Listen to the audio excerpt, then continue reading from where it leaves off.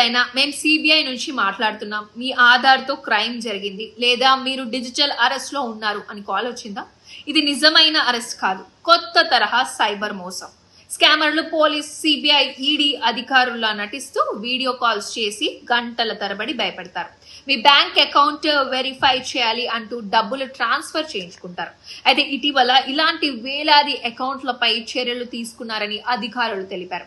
చాలా మంది చదువుకున్న వాళ్ళు కూడా ఈ మోసానికి బలయ్యారు.